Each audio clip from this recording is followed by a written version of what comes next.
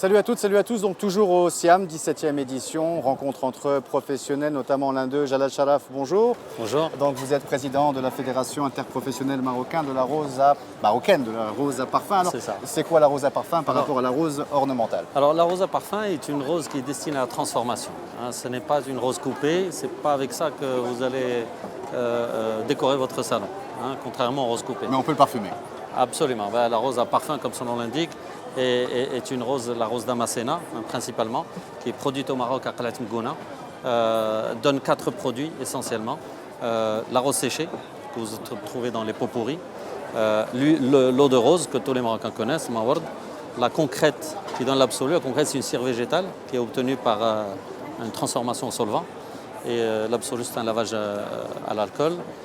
Et l'huile essentielle, qui est l'un des produits les plus... La production, vous m'avez dit, on l'estime en tonnes de pétales et pas en tonnes de Voilà, tiges. exactement. C'est en tonnes de pétales et nous avons au Maroc une production estimée à 2000 tonnes par an de pétales, alors qu'en Turquie et en Bulgarie, qui sont les 2 premiers pays du monde, ils sont à 8000 chacun.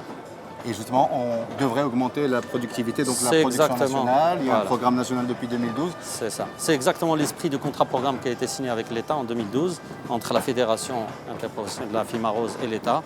Et l'objectif, la stratégie, elle est très simple, c'est de remplacer l'outil existant de production, c'est-à-dire les roses marocaines, par des roses plus performantes qui permettront d'augmenter le rendement de 1 tonne à l'hectare, estimé, parce que la rose marocaine, elle se fait en ligne et non pas en surface, parce qu'elle est autour des petites parcelles de production vivrière à Qalat Mgouna. Donc en gros, on ne s'en est pas occupé et ça a été là comme des haies de protection et les bio en plus, par défaut.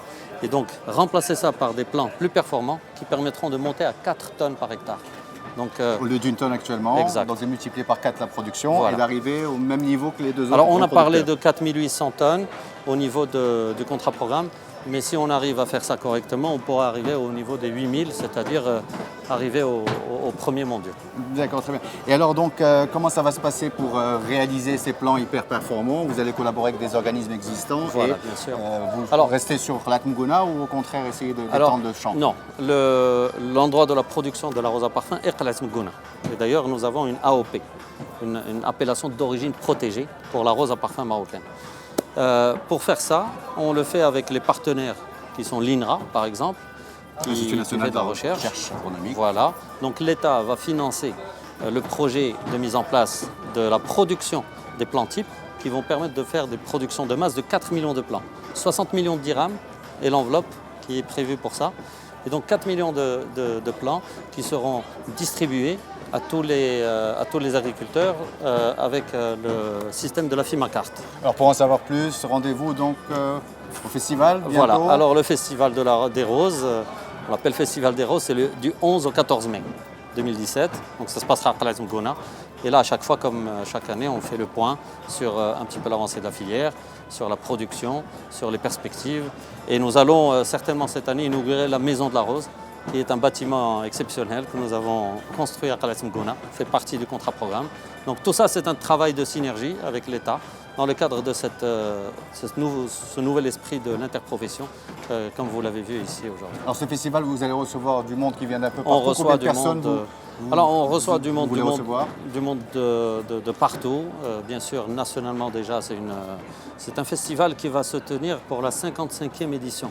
Et pour vous dire, c'est l'un des plus anciens du Maroc.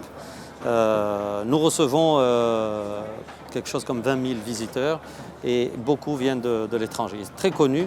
Notre festival a été classé 4e des festivals à connaître par CNN International. Alors comment vous allez loger tous ces gens-là?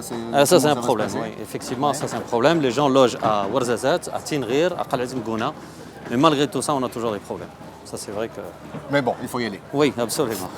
Merci Jalal Sharaf pour cet entretien. Avec Merci plaisir. à vous de nous avoir suivis. D'autres informations depuis le Siam, vous tapez #DirectSiam pour l'info en temps réel.